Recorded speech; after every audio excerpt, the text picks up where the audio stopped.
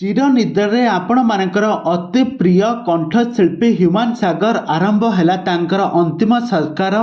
ଶେଷ କୃତ୍ୟରେ ସାମିଲ ହେଲେ ଅଲିଉଡ଼ର ସମସ୍ତ ଅଭିନେତା ଏବଂ ଅଭିନେତ୍ରୀ ଆଉ ସମସ୍ତେ ସାରା ଓଡ଼ିଶାର କୋଣ ଅନୁକୋଣରୁ ସବୁ ଦର୍ଶକ ଫ୍ୟାନ୍ସ ଫଲୋଇଂ ମାନେ ତାଙ୍କର କଟକ ସ୍ଥିତ ବାସଭବନରେ ବହୁତ ଭିଡ଼ ଜମାଇ ତାଙ୍କର ଶେଷ ଦର୍ଶନ କରିଛନ୍ତି। କିନ୍ତୁ ତାଙ୍କର ମର ଶରୀର ଏବେ ଟିଟଲାଗଡ଼ ବାହାରିଛି ଆଉ ଟିଟଲାଗଡ଼ରେ ତାଙ୍କର ଅନ୍ତିମ ସଂସ୍କାର ଆରମ୍ଭ ହେବ। ଆଉ ଏପଟରେ ତାଙ୍କ ସ୍ତ୍ରୀ ତାଙ୍କ ପରିବାର ଲୋକମାନେ ମୁଣ୍ଡ ବାଡ଼ାଇ କାନ୍ଦୁଥିବାର ନଜରରେ ଆସିଛନ୍ତି। ଟିଟଲାଗଡ଼ରେ ପହଞ୍ଚି ତାଙ୍କର ଅନ୍ତିମ ସଂସ୍କାର ଆରମ୍ଭ ହୋଇଯାଇଛି। ଆପଣମାନେ ଏଠାରେ ଦେଖିପାରୁଥିବେ ତାଙ୍କ ଝିଅ ତାଙ୍କ ମୁହଁରେ ମୁଖାଗ୍ନି ଦେବ ବୋଲି ଯାହା ଶୁଣିବାକୁ ମିଳୁଛି। ଦର୍ଶକ ବନ୍ଧୁ, ଆପଣମାନେ ତ ସମସ୍ତେ ଜାଣିଥିବେ ସାରା ଓଡ଼ିଶାର ସୁନାମଧନ୍ୟ କଣ୍ଠଶିଳ୍ପୀ ହେଉଛନ୍ତି ହ୍ୟୁମାନ ସାଗର। ହ୍ୟୁମାନ ସାଗରଙ୍କ କଣ୍ଠରୁ ଆପଣମାନେ ପ୍ରାୟ 15,000ରୁ ଅଧିକ ଗୀତ ଶୁଣିଥିବେ।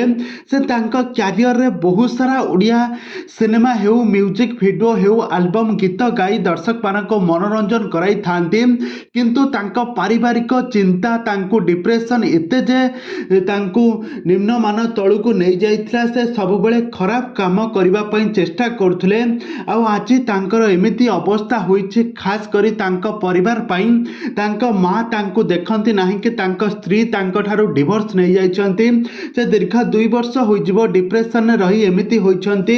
ତାଙ୍କର ବ୍ରେନ୍ ଡ୍ୟାମେଜ୍ ହୋଇଯାଇଥିଲା, କିଡନୀ ଫେଲ୍ ହୋଇଯାଇଥିଲା, ଲିଭର ସିରୋସିସ୍ ରୋଗରେ ପୀଡ଼ିତ ଥିଲେ।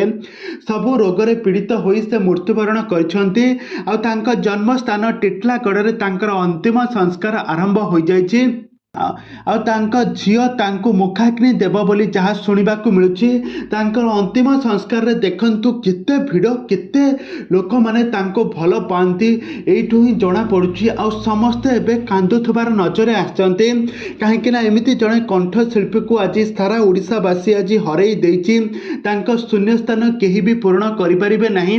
ତେବେ ଦର୍ଶକ ବନ୍ଧୁ, ହ୍ୟୁମାନ ସାଗରଙ୍କ ଆତ୍ମାର ସଦ୍ଗତି ପାଇଁ ପ୍ରଭୁ ଜଗନ୍ନାଥଙ୍କ ନିକଟରେ ପ୍ରାର୍ଥନା କରନ୍ତୁ।